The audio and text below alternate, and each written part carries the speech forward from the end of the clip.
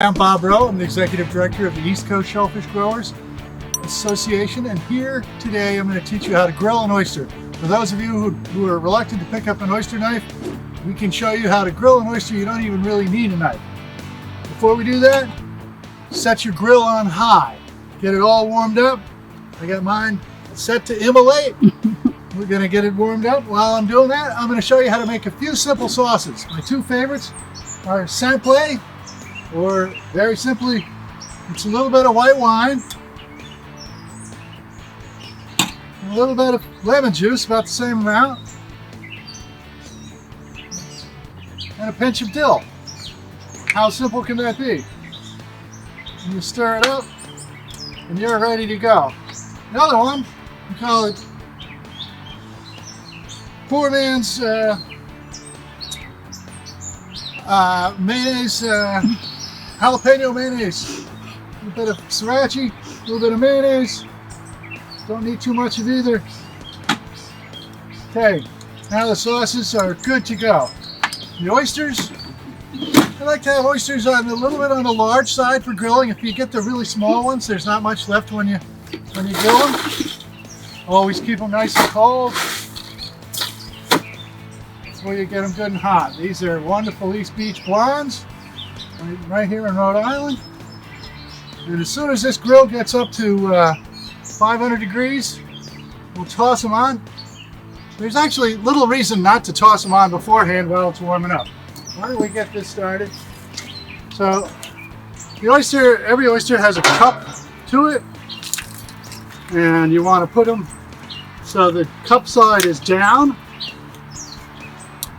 so that as it opens up, it retains the liquor. And park them on the grill.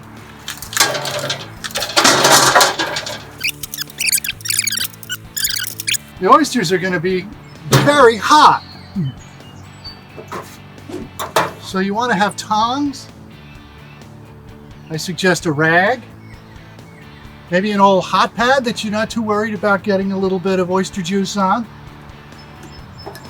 And in about 3 minutes, we're going to open it up and see if the oysters have started to give it up.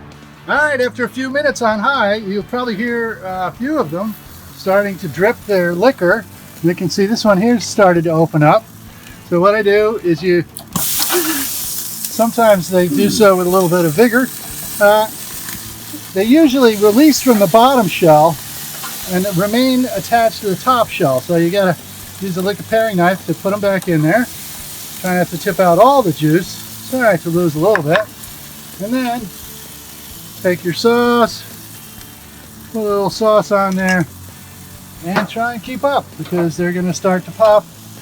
And as they start to pop, you need to repeat what I just did. Sometimes they might stick together and they might need a little persuasion.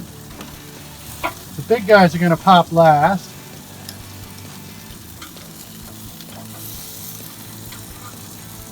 This guy here starting to go. So you grab the top shell, gently lift it off, and again the meat's hanging on that top shell. So you gotta cut it off the top shell with a sharp paring knife, but you don't need a special oyster knife for that. And then a little bit of sauce. Let it really bubble. You know, it needs to come back to a boil for a few minutes, and that's really what firms up the meat. There are tons of recipes for great broiled oyster recipes. There's an imperial crab recipe on our website, which is to die for. There's Drago's charbroiled cheese, which is basically butter and cheese. You can do olive oil and garlic. There's a number of really wonderful sauces that you can do on a grilled oyster that will really make you happy. Here's another one that's popping open. Grab the paring knife, and sometimes, I spilled all the liquid out. That's okay. You can put the lemon and wine. You don't want to let it all dry out, because then it just gets all dried out. It's not as pleasant. But Let's see, anybody else ready? occasionally they will not open, and that's either a bad sign, or sometimes it just means that the shells got stuck together and you may need to actually shuck them like you would a live oyster with a regular oyster knife. But usually with a little persuasion you can sneak in there with just a paring knife. Once they give it up, that one back there just gave it up.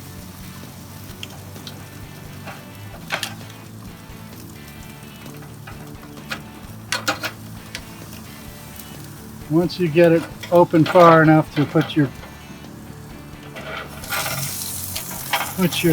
tongs inside, not quite ready. We'll give it a minute. Anyway, you should spend some time on our website looking at all the fabulous recipes. That's ecsga.org recipes.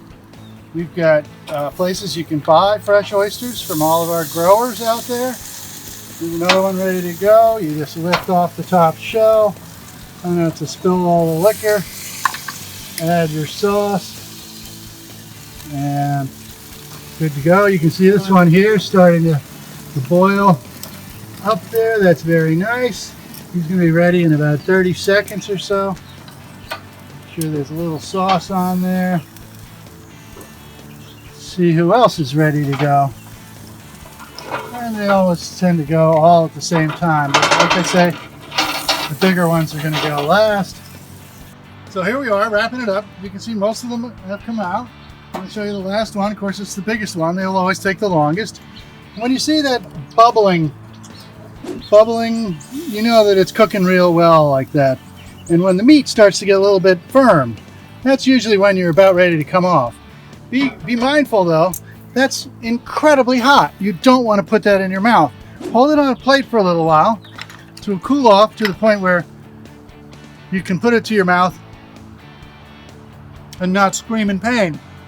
Because we don't want any inebriated shellfish cookers getting injured in the process. So enjoy some roasted oysters, save a job. They're fun, they're cheap, they're delicious, they're awesome, and you don't need to know how to shuck.